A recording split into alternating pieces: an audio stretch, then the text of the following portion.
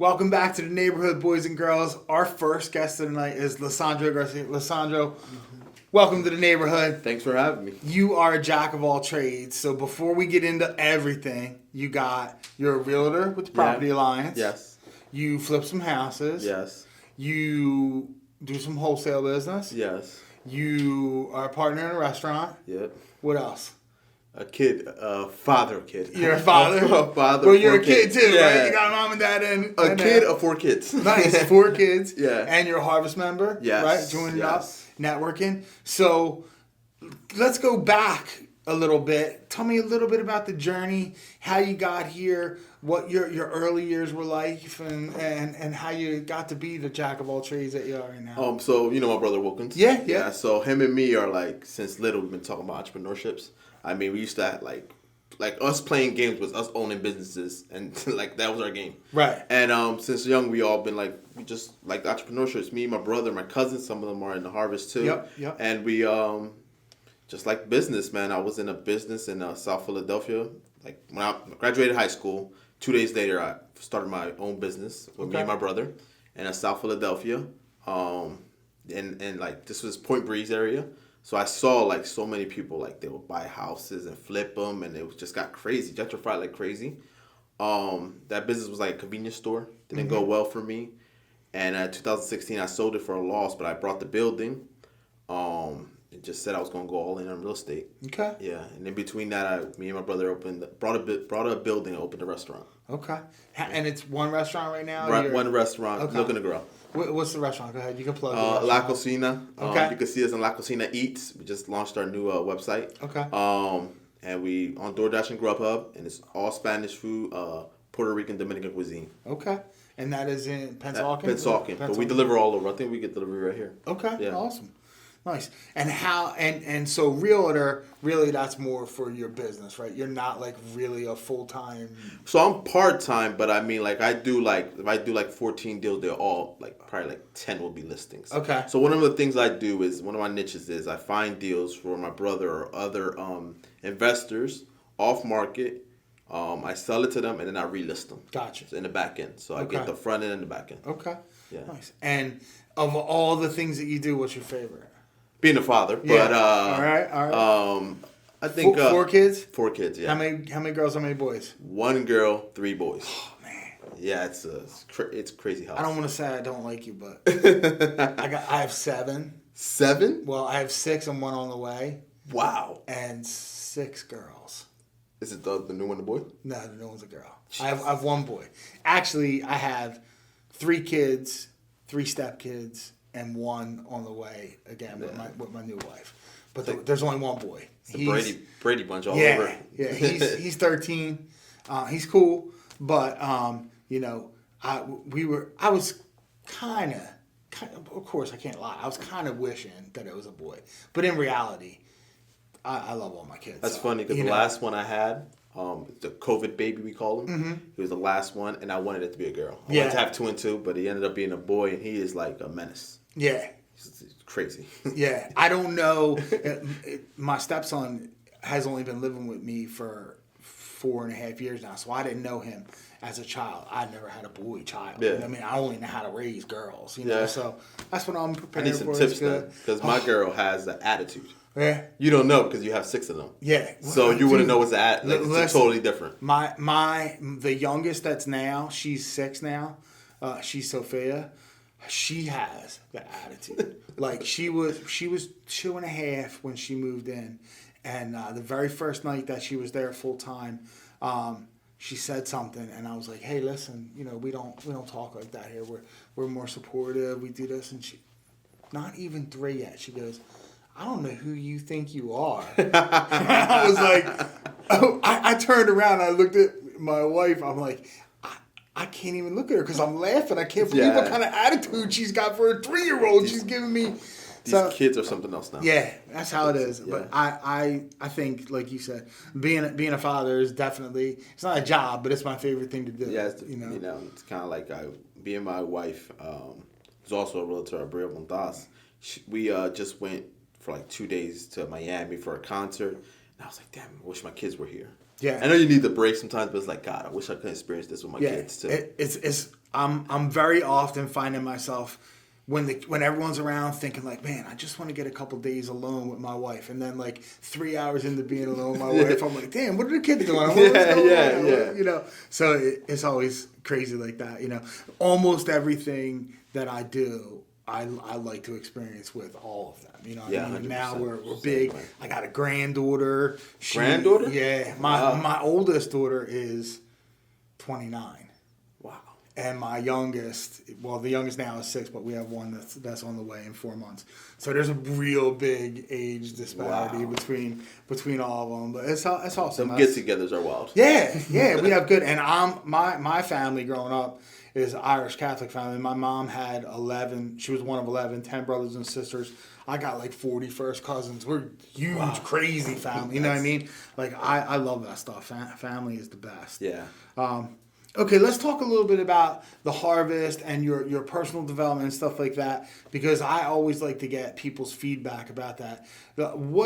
What made you kind of start to invest in yourself and try to evolve as not just a business person, but a person overall, and getting more into that? So in 2016, I told you I had that fail in business. Mm-hmm. And between that and 2019, I was still trying to come up. You know, when you fail in something, it's hard to come back up. I was with my wife, and we had one kid, so it was hard to get back on track. But I remember when I started making money again, flipping some houses, making money, I said, I know the people I'm around could help me get to here, but I need to get around other people to get me somewhere else. Yeah. So I joined another mastermind that I'm in, but then my brother Will reached out to me and said, yo, dude, I like what you're doing with masterminds. Do you know anybody that could join? And I had seen Devin like all around. Like I had followed him for a while, and I saw what he was doing with the harvest. I said, Will, why don't you reach out to him?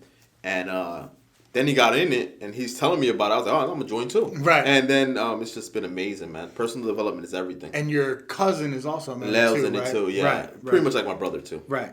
Yeah. That's awesome. And so now let's go forward a little bit. You know, let's go. We talked about your past, your future. What are some of your goals? What are some of your things in the next 2 years you want to check off the boxes? Like, I got this stuff here. This is my vision board. This is what I'm going to accomplish. So, continue to grow in real estate, but also start getting more into commercial. Okay. Storage is something that I'm really looking into now. Okay. A lot of investors were getting into storage that I know, and the money they're making is just amazing. Yeah. You can flip a house, but honestly, with one storage deal, that's like flipping like 10 houses. Right. Yeah. So a lot of the hands off type of stuff is really big in the big end commercial stuff. Yeah. The storage units, the laundromats, the car washes, the stuff that you buy and you really just kind of go and take it. Even down to like, I have someone I know who does vending machines, and he works on Sundays, and he makes like $10,000 a month working on Sundays, just driving around on this route. It was an investment, but he just goes and takes it and fills it up. And there's a ton of different stuff that's available out there when you really get into it. Yeah, when you get yourself around the right people, and like you can just like, I wouldn't know nothing about storage units if I didn't get around the right people. And I was like, wow, you made how much off that deal? Mm-hmm. Like I just thought that was just storage. You look at it, you don't look at it as an asset class, but when you start learning, it's like, okay. Yeah. Think more of that and more of investing a little bit off market more. I'm generally going more off market and seeing what happens to the market as we go into these higher interest rates and all that. But I think there's still, like I was flipping in 2018 when the market wasn't too hot. Right. It wasn't great as it is now, but we were still making money. So I think flipping will still be there. It'll always be there. Yeah. I've been doing mortgages for 20 years now.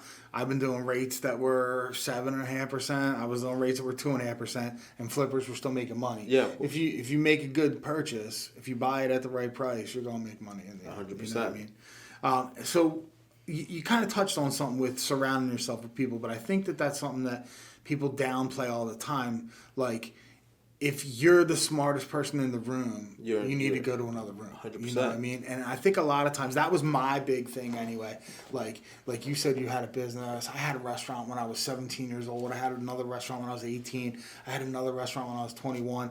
And I had the false mentality that I was the smart one, Yeah. So when people started talking to me about getting a coach and about getting into another, a masterminds or groups, in my head I was like, I'm the smart one. Yeah. People should be asking me, not asking them. And then after failing 7 different times on these different things, I was like, maybe I should start to surround myself with people who have done the stuff that I've done, but been successful at it instead of banging themselves on the head. And that's when things really started to change for me. And I realize now, like, you know, putting yourself in a room full of 50 smart, successful people. The people say that you can't succeed through osmosis, but you almost can. You know what I mean? Like you just get around people that talk about stuff, and just the level of conversation and intelligence, and now being exposed to like really, really high end net worth people and the stuff that they talk about, I'm just like, now I want to be a sponge. I want to absorb it all. 100%. You know? I'm always about that, like being the dumbest person in the room. Yeah. Like, I want to be the dumbest person in the room. Because, I mean, if you're the dumbest person in the room, eventually you're going to get smart. Like, you're going to get around. When I started investing in myself, investing in these masterminds, I done made relationships in the mastermind that have made me 10 times what I paid for that investment in the mastermind. I mean, you know, even the harvest. I mean, how much money have you made back from for what you invested in the harvest? Yeah. I mean, 100%. Yeah. You know, I mean, we've been on calls. I mean, crazy calls. I mean, we were on a call with the guy from 3 Feet from Gold. David Meltzer was on a call with him, which is like amazing to me. I mean, that just in that by itself is worth the investment. Yeah. The conversations, and it's crazy when you get to talk to those people. Like, just the exposure to them is so valuable. You know, like we had lunch with David Meltzer a couple weeks ago. There was like 10 of us there, and just talking to him and getting to listen to him for an hour was like, well, yeah, people pay $5,000 for that. You know what I mean? Like, I had the opportunity to go and talk to John Maxwell for a couple of minutes when he was down in Atlanta. I went to a conference with him and Cash Rastam, one of the guys who was a speaker at the Harvest. And just talking to him for 10 minutes, I thought in my head, like, dude, people would give anything to have that right now. Just to talk and hear them actually, the things that they do and the experiences they made and the successes, to really be able to absorb that in is just the crazy. Wisdom is like, you know, it's priceless. Yeah. People don't understand that sometimes. All right, we're going to go with your personal question right now. Right. So let me figure it out. You want sports? Whatever. Sports, you know. You can do whatever you want. Okay. We're going to go with money. Okay. All right. So tomorrow you wake up and a genie comes into your room and tells you that you won $2 million. What's the first thing that you would spend on the money on? The first thing I'll spend the money on? Yeah.